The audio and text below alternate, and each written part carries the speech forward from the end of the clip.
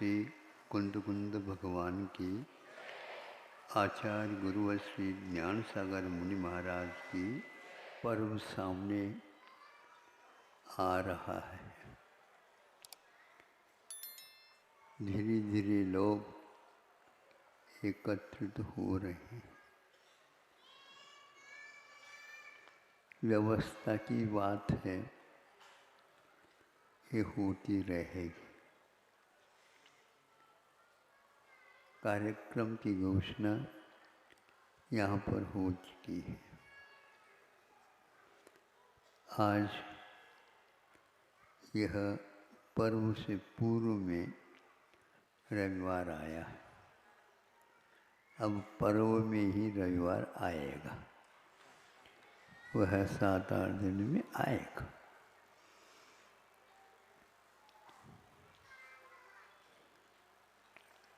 तेजंच भी इस महोत्सव को मना सकते हैं। आप लोगों को बार बार कहने के उपरांत मनाते हैं और वो उनको कुछ कहे बिना भी वो मनाते रहते हैं। पर्वराज एक प्रकार से 10 लक्षण धर्मों का एक विवेचन का अवसर प्राप्त होता है। पहले संघनन दीर्घ होने से मुनि महाराज श्रमण भारतवर्ष में अन्यत्र जंगलों में रहते थे। आज संगन की हीनता होने के कारण आप लोग इस दृश्य को उस रूप में नहीं देख पा रहे। फिर भी मनुष्य तो ठीक है, किंतु तिर्यंच भी किस ढंग से इसमें योगदान देते हैं, इन घटनाओं से प्रथमान योग भरा हुआ है। एक घटना आपके सामने आ रही है, उसका चिंतन, उसका मनन और बार बार होता रहे, यह लेखक का स्वामी समंत भद्र महाराज जी का यह एक प्रकार से आप लोगों के सामने रखा गया।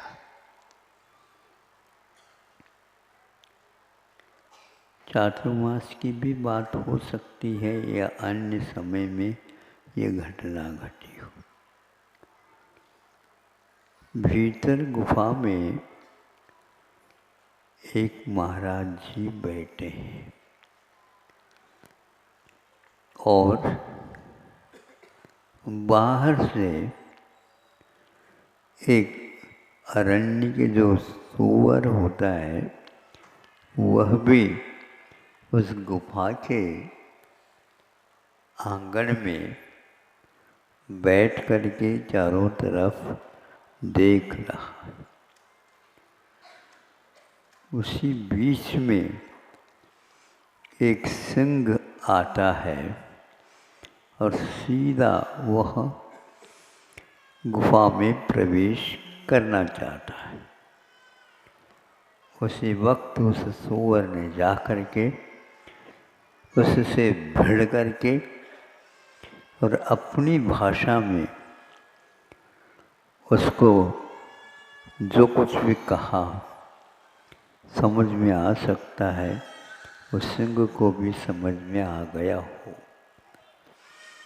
उसने भी इसी प्रकार का प्रहार धावा भूल करके उसको जवाब देना चाहा, लेकिन यह एक ऐसा दो पहलवानों के बीच में कुश्ती होती है, पर ज्यों का त्यों वहाँ पर घटने लगे।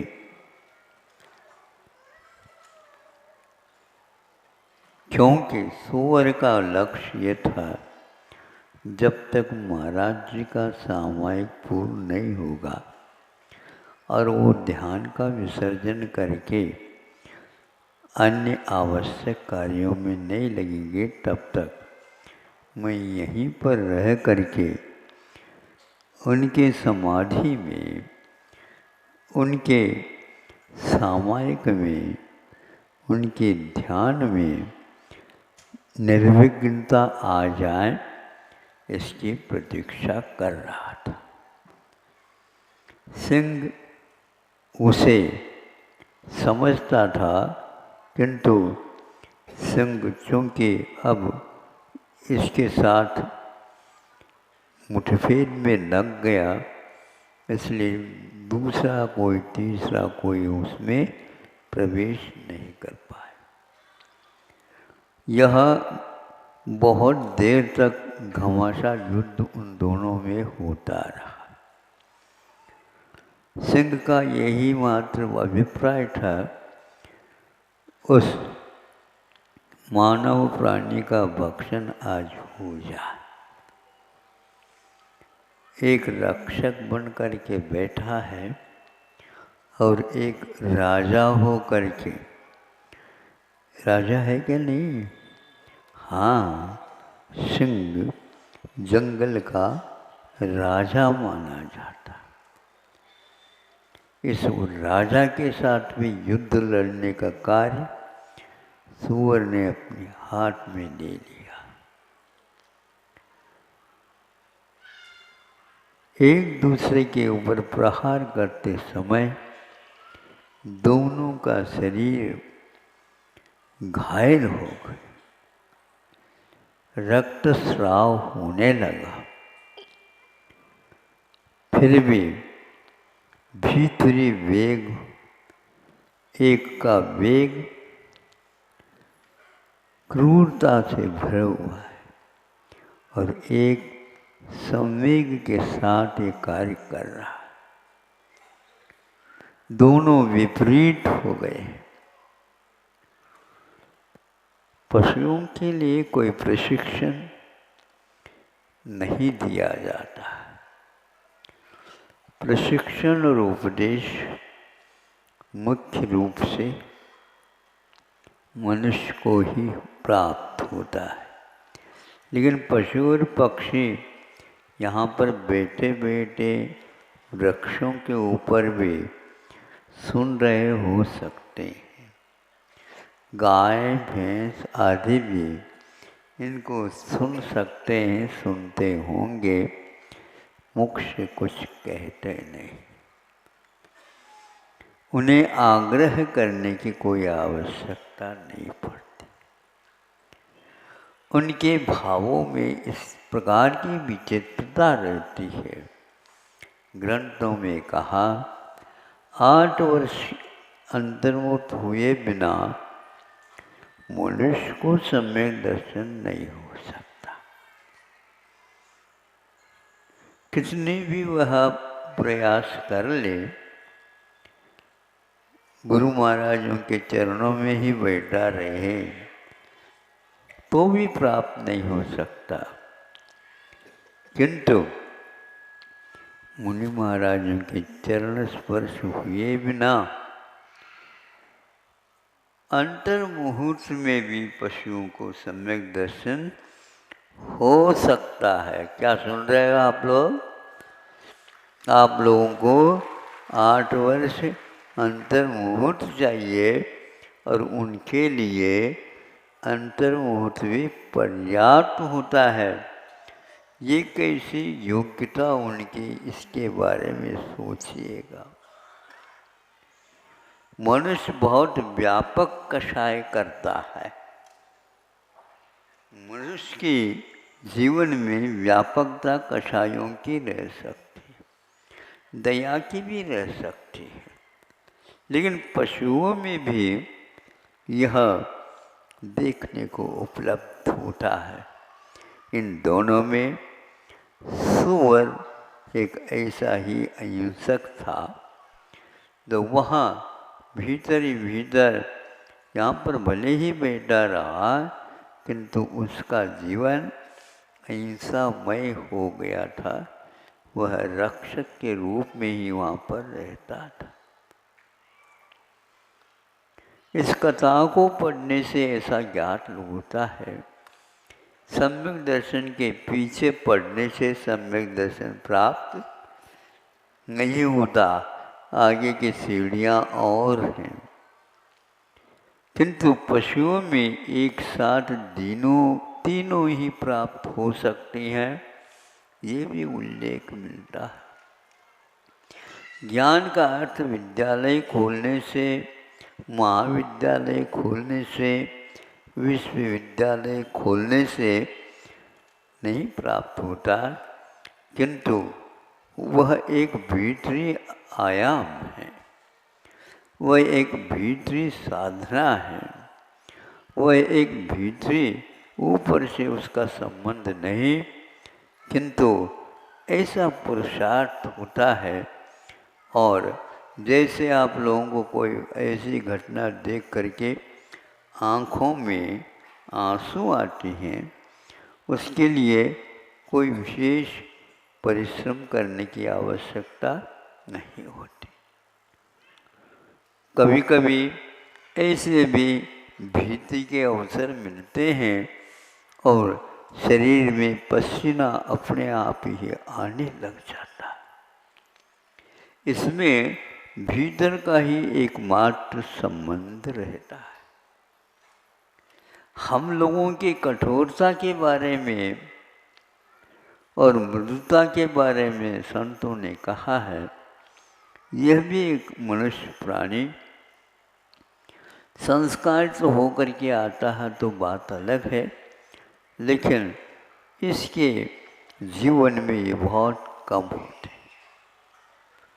आपने कभी देखा होगा कि रात में कौवे तक नहीं बोलते और आपका जो है ये बोल चाल रात भर भी चल सकती। वो सोचते होंगे कौवे चिड़िया वगैरह, ये कैसे मनुष्य है जो रात दिन ही ये काम कर रहे हैं। इससे व्यवधान तो आता होगा। हमने तो कभी कौवों को रात में का करते हुए नहीं सुना। हाँ, आप लोगों का प्रभाव उसके ऊपर भी पड़ सकता है। बिजली लाइट वगैरह चालू हो गई, वो समझते होंगे अब दिन जल्दी होने वाला है। लेकिन जब वो कभी भी नहीं सुनो, ये कुक्कुट बोलते हैं मुर्गा, वह ठीक जब रात ढलने की होती है उस समय में आपको सुनाते हैं, कहते हैं अब जग जाओ। एकदम तो अभी रात गई नहीं, लेकिन अंतिम प्रहर में कम से कम प्रभु को याद करो। यह मुर्गों के माध्यम से आप लोगों को सीख उपलब्ध होती है। आप लोगों ने कभी बच्चों को इस प्रकार उठा करके और इस प्रकार सुनाया?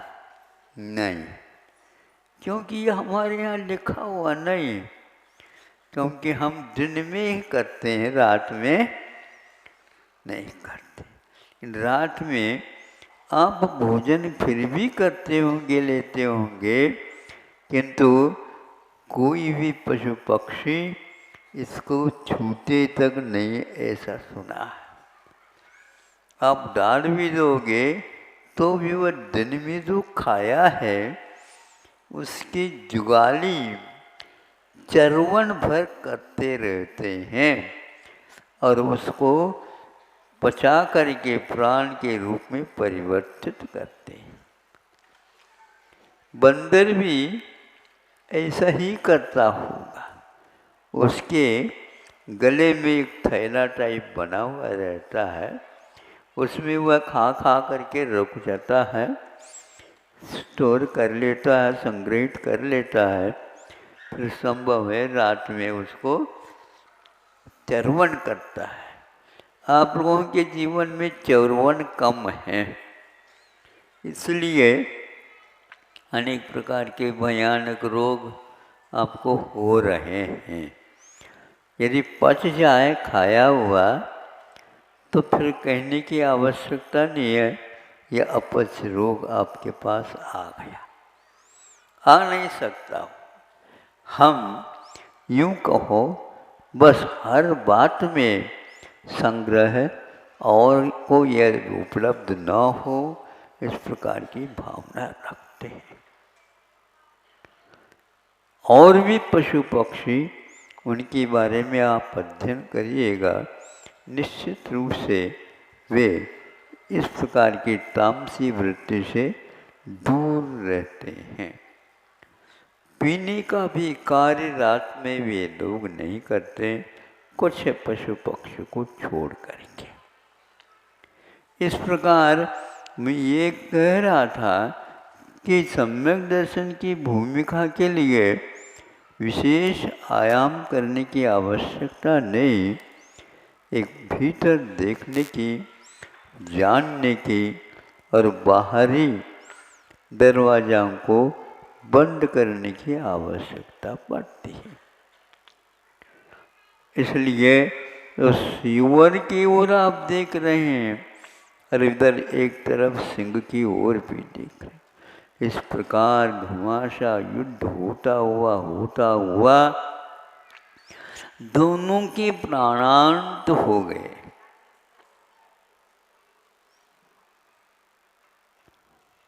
क्योंकि दोनों के बीच में जो यह घात प्रत्याघात की प्रक्रिया होने से घायल हो गए, दोनों को प्राणांत हो गया। लड़ने वाले तो निश्चित रूप से नरक में जाएंगे, ऐसा तो हम सुनते हैं। सुनते क्यों, बिल्कुल है ही है। अब इनको भी नरकों में जाना पड़ेगा, क्योंकि ये भी सामने सामने युद्ध ही कर लिया। एक का युद्ध अभिप्राय बचाने का है और दूसरे का वह युद्ध एक प्रकार से बचाने के नहीं, किंतु उसको खा करके पचाने का है। यहाँ इतना जमीन आसमान का अंतर है। जमीन आसमान का अंतर कब होता है कि यह संभव ही नहीं है इन दोनों को हम मिला दें, इतना बड़ा अंतर रहता है। ऐसा ही भावों का खेल है। हमारे भावों में ये तीव्रता जो आकर के घुसी है, कषाय के उदय के साथ इसका संबंध रहता है। इसलिए जब उनका अवसान हुआ, कथा का उपसंहार होता है। कहाँ पर गए ये दोनों? न्यायालय की ओर जाने की कोई आवश्यकता नहीं पड़ती। यह आज की रिवाज जैसी बन गई। पहले पंचायत बैठती थी, उसके द्वारा 1-2 दिन भी नहीं लगे और वह पंचायत जैसी घोषणा करेगी, उसके अनुसार कार्य होता था। किंतु आज बरसों लग जाते हैं, फिर भी वह केस कभी खराब होता ही नहीं, वो बढ़ता ही चला जाता है। संभव है आज के युग में न्यायालय में जाना एक अनिवार्य जैसा बन गया, और वह एक प्रकार से व्यवसायीकरण के रूप में भी परिवर्तित हो गया। इसे कहने में कोई हमें आपत्ति नहीं लग रही है। कोई वकील वगैरह बैठे तो हम उनसे पहले ही कह देते हैं, या आप क्या करें, सभी लोग कर रहे हैं तो आप भी करते होंगे।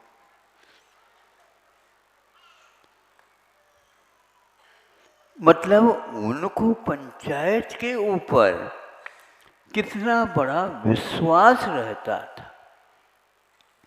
जो वो कहेंगे वो हमारे लिए मान, और वह कह देते थे। कोई बुरा नहीं लगता था, जिसका मान लो जिसके पक्ष नहीं लिया गया उसको भी वह बुरा नहीं लगता, क्योंकि पंचायत का जो कुछ भी है निर्णय हमें मान्य है, क्योंकि हमें यहीं पर रहना है। एकदम आपको स्वर्ग नहीं मिलेगा, ध्यान रखो। वहाँ पर भी बहुत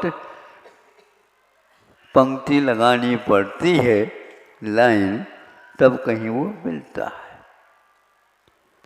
ऐसा आज भी कहीं कहीं पर सुनने में आता है। वह गृहस्थ अपने आप ही न्यायालय गए बिना भी न्याय को मिटा लेते हैं। एक महिलाओं के बारे में हमने सुना, राजस्थान में थी उस समय। एक गांव में सब महिलाओं को बहुत तंग होना पड़ा, बहुत कष्ट होता था। वो प्रत्येक दिन पति जब आते शराब पी करके आते। तो एक बार पढ़ी लिखी एक महिला ने सोचा एक मंडल बनाया जाए, और इसका यह है कि जब तक इस गांव में से शराब की बोतल बाहर नहीं जाए तब तक हम श्वास सही सही नहीं लेंगे। पक्का? बिल्कुल पक्का। आपके पति को क्या कहोगे? वो हमारे लिए उस समय पति नहीं, क्योंकि जिनके माध्यम से पैसा भी खर्च हो रहा है, लाता कम और ज़्यादा खर्चा घर का होता है, और काम तो कुछ करता नहीं, काम करना उसको आता नहीं, आता भी हो तो बेहोशी में वह रह जाता है, और वह विशेष रूप से क्षीण काया वाला होता है। ऐसी स्थिति में हम उसको घर में रख करके भी क्या करना चाहें? तो सब लोगों ने कर लिया। कोई भी 7 बजे या 8 बजे नहीं, उससे पूर्व में घर में सदस्य आता है तो ठीक स्वागत है, नहीं आता है बाहर रहो। और दिन में भी जब पूछ करके आओगे तो हम देख लेंगे, यदि नशा उतर जाए तो ठीक है, नहीं तो जब तक वो नशा नहीं उतरे तब तक वो हम आपके लिए कभी पूछेंगे नहीं। बस 4-5 दिन हुए नहीं, सभी के घर में जो कोई भी थी शीशियाँ बाहर निकाल दिया गया। आपने सुना है कृष्ण जी के काल में यादवों की क्या स्थिति हो गई थी? उस शराब के कारण ही द्वारिका पट्टन जल गया, जला लिया गया, क्योंकि एक रिद्धिधारी मुनि महाराज के ऊपर यादवों ने उपसर्ग किया। और वह कहाँ से आया शराब? तो पहले ये कह दिया था कि यहाँ राज दरबार जो कुछ भी है उनमें से शराब सारे के सारे बाहर फेंका जाए, क्योंकि यादव लोग शराब पी करके ही महाराज के ऊपर उपसर्ग करेंगे। ये सुन कर के सब लोगों ने पार किया था। किंतु खदानों में जो वह इकट्ठा हुआ और 2-3-4 दिन जो है लगातार वर्षा होने से वह खदानें भर गई।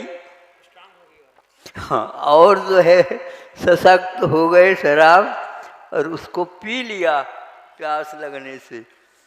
फलस्वरूप पुनः उन लोगों ने महाराज जी के ऊपर धावा बोल दी और उसके परिणाम स्वरूप वहाँ पर यह घटना घटी थी। इससे फल होता है कि वो महिलाएं अडिग रह गई और हम पीछे नहीं हटेंगे।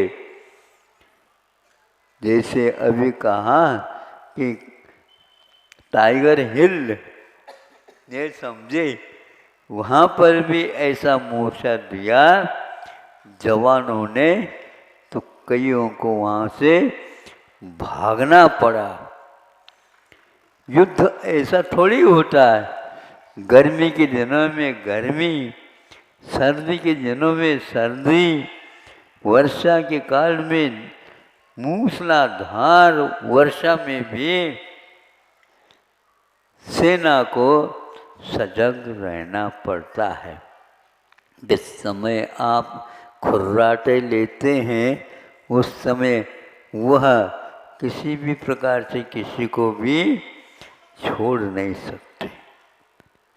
तब कहीं जाकर के ये महाराष्ट्र जो कि प्रथम नंबर में, भारत तो नहीं आ रहा लेकिन आबादी की अपेक्षा से दूसरे नंबर में आता है। और यदि यह कर्मठता के साथ बुराइयों को छोड़ करके आगे बढ़ता है तो क्या हिम्मत है उसके पास जो ये नशाएं उतर जाए उसके सामने। प्राय करके नशा जो है ना प्रभावक कब होता है, जब कोई विशेष पूछने वाला नहीं होता और बच्चे सब डर जाते हैं उनसे। किंतु पुलिस एक बार सीटी बजा दे तो वो नशा ही उनका उतर जाएगा और भाग जाए वो अपने अपने घर को। एक कारण यही है कि कोई ऐसा भी व्यक्ति चाहिए जो इस प्रकार संवैधानिक नीतियों के ऊपर अपना शासन और प्रशासन चलाता हो। अन्यथा न ले, हमने यह आपके सामने जो रखा है यह प्राचीन काल में क्या होता था उसका एक नमूना है। ऐसे भी राजा जो कि मुसलमान होकर के भी इसका विरोध किया जाता था और आज शाकाहारी हो करके भी इसका प्रावधान विधान किया जा रहा है। अब पर्व के दिनों में क्या क्या बोलना पड़ेगा और क्या क्या आप लोगों को सुनना पड़ेगा हम अभी कह नहीं सकते, क्योंकि आपने हमारे सामने निवेदन किया है महाराज हम सुनेंगे, तो हम भी देखो समय मिल जाए तो सुनाएंगे। लेकिन आपके केवल मतलब की बात नहीं सुनेंगे, जो सही सही घटनाएं हैं वही आपके सामने रखेंगे। हाउ कह दो, हाउ ऐसे धीरे धीरे हाउ हमारे कानों में नहीं आ पाती। हाँ हो महाराज। हाँ, तो उससे जो है ना ये सारे पुरुष लोग समझ में आएंगे। ये प्राय करके पुरुषों के द्वारा ही शराब का धंधा किया जाता है। हाँ, कहीं कहीं पर बहुत दिन का प्रचलन होने से वहाँ महिलाओं में भी आ सकता है, लेकिन उसमें अगला कदम तो उन्हीं का रहता है। पति और पत्नी का जब संबंध होता, विवाह होता है, तो यह सारे के सारे उस अग्नि देवता के सामने, जल देवता के सामने प्रतिज्ञा दिलाई जाती है। और उन प्रतिज्ञाओं का पालन, जब लो घट में प्राण, यह घट में जब तक प्राण रहेंगे तब तक हम इसका कभी भी उल्लंघन नहीं करेंगे।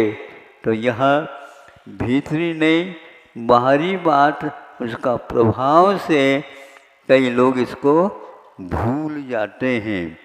इसलिए वहाँ तिर्यंच हो करके भी इसको भूला नहीं। वह तो हो गया सुअर, स्वर्ग में जा कर के देव हुआ। और सिंह कहाँ पर चला गया है?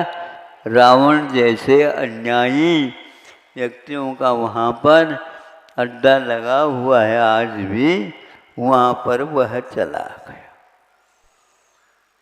हमें छूट देते एक बार, छूट नहीं। यहाँ पर सभी को अपना किया हुआ अनर्थ का फल भोगना पड़ेगा, भिन्न भिन्न स्थानों में जा कर के। धन्य हैं ऐसे जीव, कौन से किसने संस्कार दिए थे पता नहीं, और आज तक वह प्रसिद्धि पाई है आश्रय दान की अपेक्षा से। कौन सा दान? आश्रय दान। दूसरे को आश्रय क्या देना? अपने जीवन में स्वयं को भी आश्रय देना होता है। इसलिए उस भयानक परिस्थिति में भी अपने प्राणों को बलिदान के रूप में चढ़ा करके सुअर ने यह आदर्श स्थापित किया। और उसकी कथा रत्नकरंडक श्रावकाचार्य में उल्लेखित है।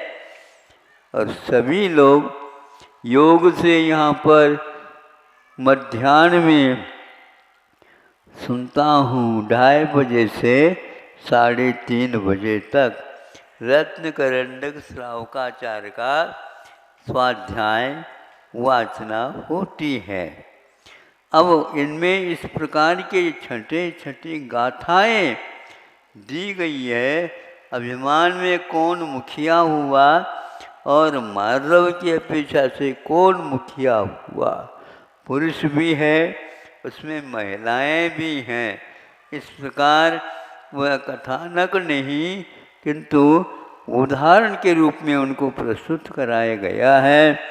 मद करने वाला कहाँ पर चला जाता है और निर्मद हो जाता है, तो सम्यक दर्शन उसकी परिक्रमा दे करके खड़ा हो जाता। हाँ, नहीं समझे, इसको धारण करने की कोई आवश्यकता नहीं। प्रतिपक्ष वस्तु का जब हम विमोचन कर देते हैं या त्याग कर देते हैं, तो पक्ष अपने आप ही खड़ा हो जाता है। तूफान आना बंद हो गया, अपने आप ही जो झाड़ लेटे हुए थे वो धीरे से उठ करके खड़े हो जाते हैं। इस प्रकार आपके सामने यह कथा जो रखी, यह मुझे बहुत प्रिय कथा लगती है। हमें प्राय करके जो अबला हो करके भी और जो पशु हो करके भी, पक्षी हो करके भी, उनकी दृढ़ता, उनके आचरण के प्रति निष्ठा देख करके वो बहुत जल्दी निकट भव्य है। और अवश्य ही आप लोगों का नंबर बाद में भी आ सकता है, किंतु उनका पहले प्रथम श्रेणी में ही पुरस्कार उन्हें दिया जाएगा। और रत्नगण श्रावकाचार्य में समर्थभद्र महाराज ने यही एकमात्र कार्य किया है। अब इसको आप अपने जीवन में उतारने का, चिंतन मनन करने का अवसर दे दो, ताकि आपका जीवन में भी यह प्रसंग अपने आप आ जाएं और इससे प्रेरित होकर के अन्य जीवों का भी उद्धार हो जाए। इसलिए हमें कभी भी पुराण ग्रंथों को गौण नहीं करना चाहिए।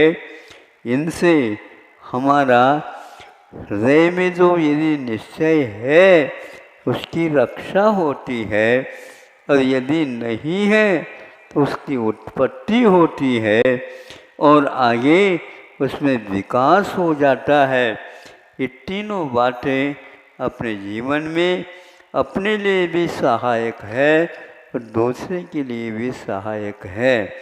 इस प्रकार ये वक्तव्य आपके सामने छोटा सा है, रविवार के अनुरूप हुआ है। 2 दिन के बाद यहाँ पर जैसा कहा है उसी के अनुसार यदि मौसम ठीक रहेगा तो, क्योंकि यहाँ पर बहुत जल्दी वर्षा में अस्त व्यस्त हो जाता है, सुनते हैं उसका भी उपाय सरकार के द्वारा किया जा रहा है। क्योंकि आप लोगों ने उनको वोट दिया इसलिए हो रहा। ये पक्का है, हमने वोट दिए हैं, इतना तो कम से कम काम करो। वो करने के लिए तैयार हुए हैं, बताते अहिंसा परमो धर्म।